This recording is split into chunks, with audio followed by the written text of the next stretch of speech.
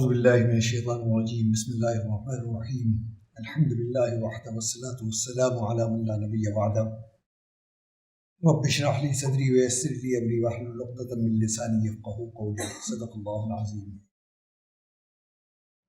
محترم جناب حضرت مولانا جلال الدین عمری صاحب، محترم و مکرم جناب ابصار عالم صاحب، وائس چانسلر جامعہ ہمدرد، محترم مکرم جناب ڈاکٹر حسن رضا صاحب، چیئرمین اسلامک اکیڈمی، معزز حاضرین اور طلباء عزیز، اس باوقار مجلس میں شرکت میرے لیے سعادت کا درجہ رکھتی ہے۔ میں شکر گزار ہوں اراکین منتظمہ کا کہ جن کے وسیلے سے مجھے یہاں حاضری کا شرف حاصل ہوا۔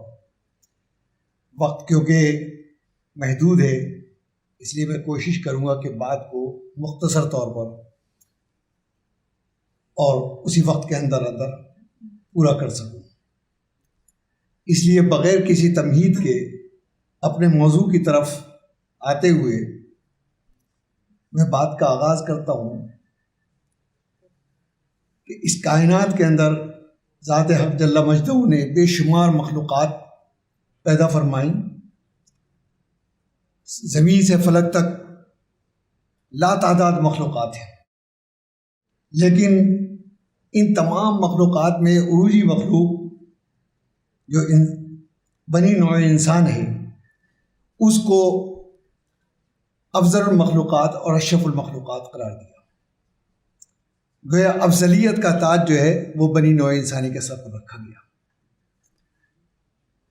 ظاہر ہے کہ یہ خصوصیت اور یہ اختصاص کسی خاص وصف کی وجہ سے ہے۔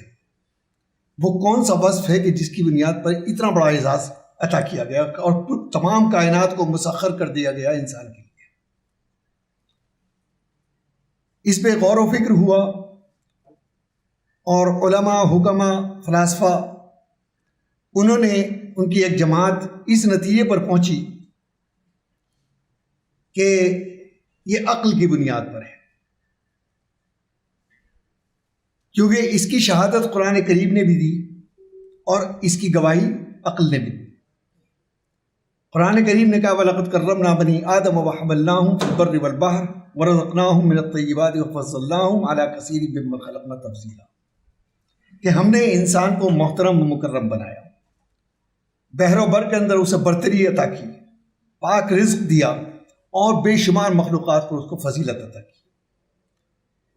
عقل نے بھی اس کی گواہی دی کہ یہ دنیا کی رونقیں، یہ دنیا کی نیرنگیاں اور یہ اس کے ارتقائی مراحل ظاہر ہے کہ عقل کی مرہون منت ہے۔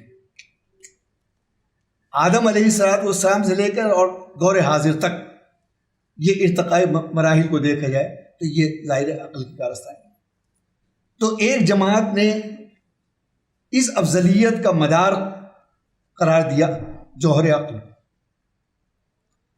لیکن خصوصیت وہ ہوتی ہے کہ جس میں اس کا کوئی شریک اور سہیم نہ ہو، جس میں انسان یہ کہہ سکے کہ اس میں میرا کوئی شریک نہیں ہے۔ اگر خصوصیت کے اندر دوسری کوئی مخلوق شریک ہو گئی تو وہ خصوصیت باقی نہیں رہی، کیونکہ دعویٰ بہت بڑا ہے۔ کیونکہ جہاں تک عقل کا تعلق ہے تو عقل دوسری مخلوقات کو بھی عطا کیا گیا اور ان کو حسب حال عقل دی گئی، کیونکہ عقل کا کام کیا ہے؟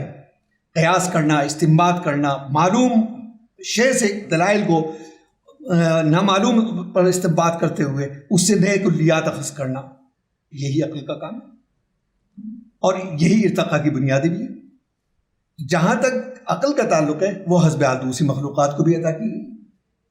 مثلاً اگر ایک کتے کو آپ لاٹھی مار دیں تو وہ اگلے روز اس جگہ پر نہیں آئے گا، کیونکہ اس نے قیاس کیا کہ کل میں کیا تھا تو میرے ساتھ یہ واقعہ پیش آیا، آج جاؤں گا تو ہو سکتا ہے آج بھی یہ پیش آئے۔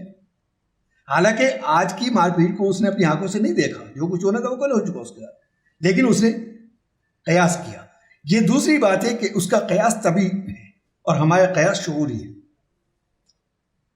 آپ یہ کہہ سکتے ہیں ہمارے پاس کامل عقل ہے، تو عقلوں میں بھی متفاوت ہے، کیونکہ ہر ایک کی عقل حالانکہ کوئی بہت ذہین ہے، کوئی بے حد اوسط درجے کا ہے، کوئی کم درجے کا ہے، عقل متفاوت ہے۔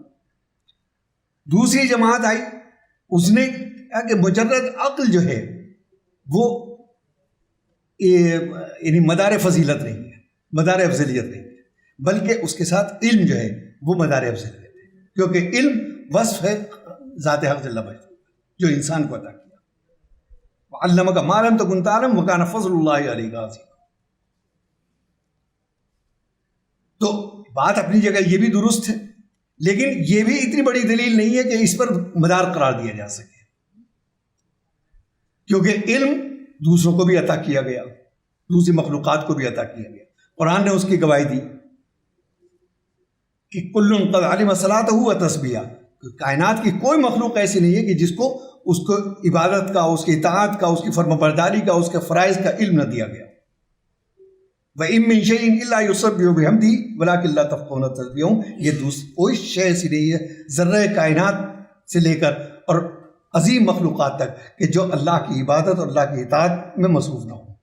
یہ دوسری بات ہے کہ ہم اسے نہ سمجھتے ہوں، تو وہ تو غیر جنس ہیں، ان کی بات تو کیا ہم سمجھیں گے؟ ہم جنس کی بات نہیں سمجھتے۔ ہم حج پہ جاتے ہیں، مشرق سے، مغرب سے، جنوب سے، شمال سے لوگ آتے ہیں، کوئی انگریزی میں دعا مانگ رہا ہے، کوئی لاطینی میں مانگ رہا ہے، کوئی فرانسیسی میں، کیا ہم سارے سمجھ رہے ہیں؟ لاکھوں زبانیں ہیں، تو لہذا محض علم کی بنیاد پر وہ مدار نہیں قرار دیا جا سکتا۔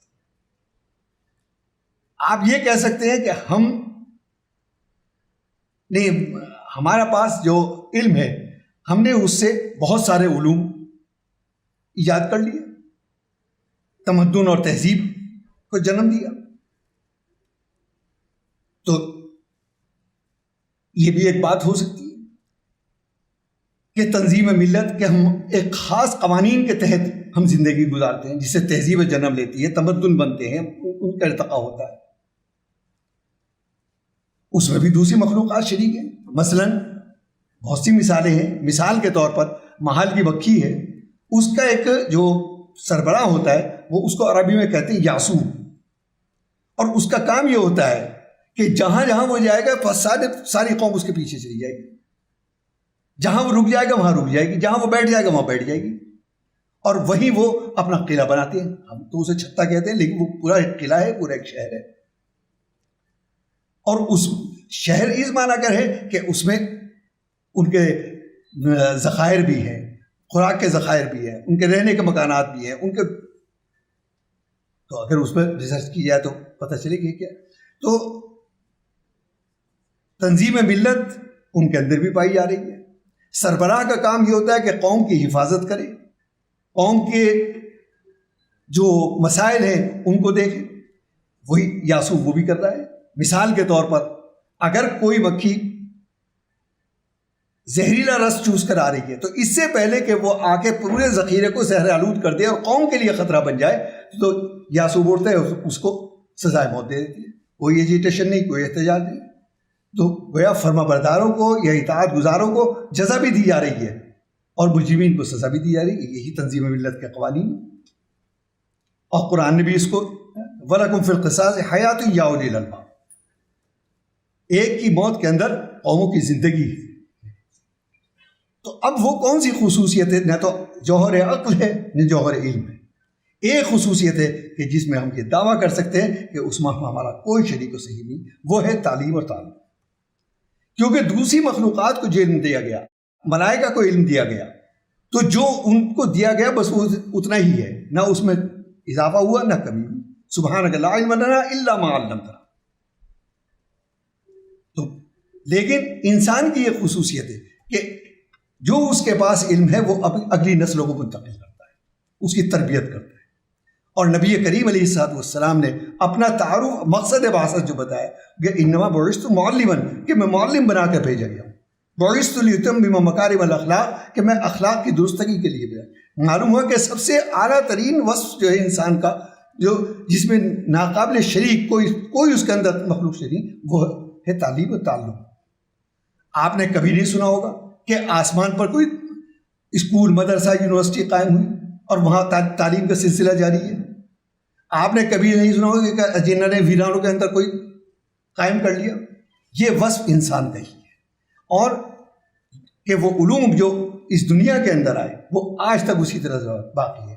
آدم علیہ السلام کو جو شوق دیے گئے اس کے اندر تشریعی علوم نہیں تھے، بلکہ اس کے اندر معاشرتی علوم تھے، سماجی علوم تھے، کہ آگ کیسے جلائی جائے گی، کپڑے کیسے بنائے جائیں گے، گھر کیسے، یہی عبادت تھی، اور یہ وہ کھیتی کیسے کی جائے گی، وہ علوم بھی آج باقی ہے، اور نسلوں کے تجربات اس کے اندر ارتقاء کی طرف وہ لے جا رہے ہیں۔ مثلا زراعت ہے، زراعت کا بنیادی مقصد ہے کہ بیج ڈالنا اور فصل اگانا۔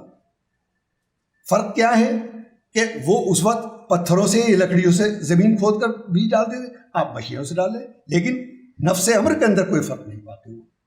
جو علم آدم علیہ السلام سے چلا تھا وہ آج تک اسی طرح سے باقی ہے۔ تو تعلیم و تعلم وہ ایک ایسی چیز ہے،